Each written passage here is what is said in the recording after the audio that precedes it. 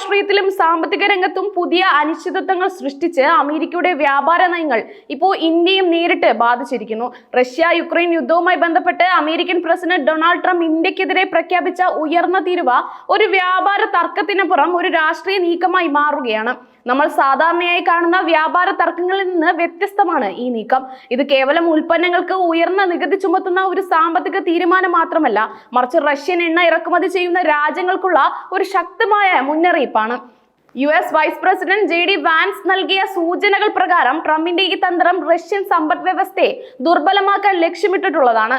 Russian എണ്ണ വിറ്റ് കൂടുതൽ സമ്പന്നരാകുന്നത് തടയുകയും അതുവഴി യുദ്ധം അവസാനിപ്പിക്കാൻ പുടിൻ ഭരണകൂടത്തിൽ സമ്മർദ്ദം ചെലുത്തുകയാണ് ഇതിന്റെ പ്രധാന ലക്ഷ്യം.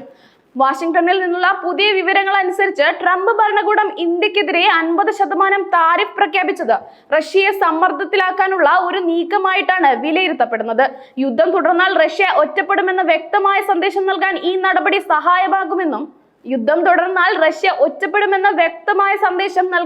നടപടി സഹായകമാകുമെന്നും യുക്രൈനിലെ സൈനിക നടപടികൾ നിലനിർത്താൻ പുടിനെ നിർബന്ധിതനാക്കാൻ ഇത് കാരണമാകുമെന്നും JD വാൻസ് അഭിപ്രായപ്പെട്ടു.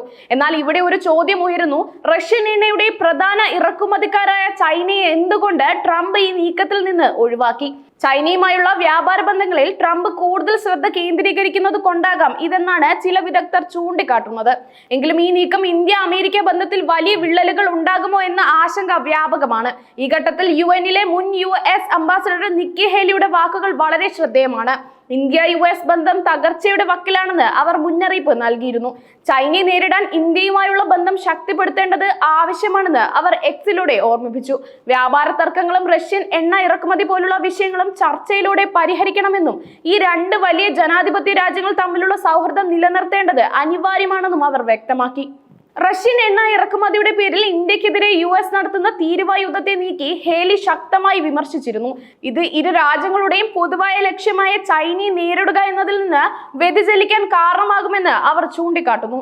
ഈ വിഷയത്തിൽ നിക്കി ഹേലിയുടെ നിലപാട് ട്രംപ് ഭരണകൂടത്തിനുള്ളിൽ തന്നെ അഭിപ്രായ വ്യത്യാസങ്ങൾ ഉണ്ടായതിന്റെ സൂചനയായിട്ടാണ് വിലയിരുത്തപ്പെടുന്നത്. ഈ രാഷ്ട്രീയ നാടകങ്ങൾക്കിടയിലാണ് പുതിയ വ്യാപാര നിയമങ്ങൾ പ്രാബല്യത്തിൽ വരുന്നത്. US പ്രസിഡന്റ് ഡൊണാൾഡ് ട്രംപിന്റെ എക്സിക്യൂട്ടീവ് ഓർഡർ നമ്പർ 14324 അനുസരിച്ച് $800 താഴെ വിലയുള്ള ഉൽപ്പന്നങ്ങളുടെ ഡ്യൂട്ടി ഫ്രീ ഇളവ് എടുത്തു കളഞ്ഞു. ഇപ്പോൾ $100 മുകളിലുള്ള എല്ലാ തപാൽ ഉൽപ്പന്നങ്ങൾക്കും ഇറക്കുമതി തീരുവ ബാധകമാകും. കത്തുകൾക്കും രേഖകൾക്കും $100 വരെയുള്ള സമ്മാനങ്ങൾക്ക് മാത്രമാണ് നിലവിൽ ഇളവ് ലഭിക്കുക. ഈ പുതിയ നിയമങ്ങളെ കുറിച്ചുള്ള അവ്യക്തതയെ തുടർന്ന് ഇന്ത്യയും യൂറോപ്പിലെ പ്രധാന രാജ്യങ്ങളും US-ലേക്കുള്ള തപാൽ സേവനങ്ങൾ താൽക്കാലികമായി നിർത്തിവച്ചിരിക്കുകയാണ്. ഇന്ത്യൻ തപാൽ വകുപ്പ് ഓഗസ്റ്റ് 25 മുതൽ US-ലേക്കുള്ള പാഴ്സലുകൾ അയക്കുന്നത് നിർത്തിവച്ചതായി അറിയിച്ചു. നിലവിൽ ബുക്ക് ചെയ്തതും ഡെലിവറി ചെയ്യാത്തതുമായ പാഴ്സലുകൾക്ക് ഉപഭോക്താക്കൾക്ക് പണം തിരികെ നൽകും. പ്രശ്നം വേഗത്തിൽ പരിഹരിക്കാൻ ശ്രമിക്കുന്നുണ്ടെന്നും സേവനങ്ങൾ ഉടൻ പുനരാരംഭിക്കുമെന്നും തപാൽ വകുപ്പ് വ്യക്തമാക്കി. ഇന്ത്യയെ കൂടാതെ ജർമ്മനി, ഡെൻമാർക്ക്, സ്വീഡൻ, ഇറ്റലി തുടങ്ങിയ യൂറോപ്യൻ രാജ്യങ്ങളും സമാനമായ നടപടി സ്വീകരിച്ചു. ഫ്രാൻസും ഓസ്ട്രിയയും UK-യും ഈ തീരുമാനത്തിൽ പങ്കുചേരുമെന്ന് അറിയിച്ചിട്ടുണ്ട്. പുതിയ നിയമങ്ങളെ കുറിച്ചുള്ള വ്യക്തതയില്ലായ്മയും കസ്റ്റംസ് നടപടിക്രമങ്ങൾക്കായി മതിയായ സമയം ലഭിക്കാത്തതുമാണ് ഈ രാജ്യങ്ങളെ ആശങ്കയിലാക്കുന്നത്.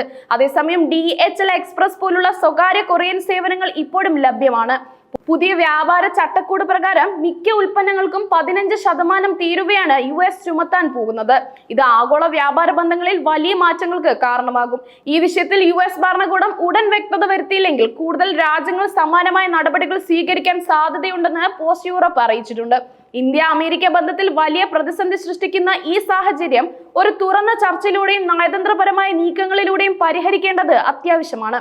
ചൈനയെ പോലുള്ള ഒരു പൊതു ശത്രുവിനെ നേരിടുന്നതിൽ ഇരു രാജ്യങ്ങളും ഒറ്റക്കെട്ടായി നിൽക്കേണ്ടത് അനിവാര്യമാണെന്ന് നിക്കി ഹേലിയുടെ അഭിപ്രായം ഈ സമയത്ത് വളരെ പ്രസക്തമാണ്.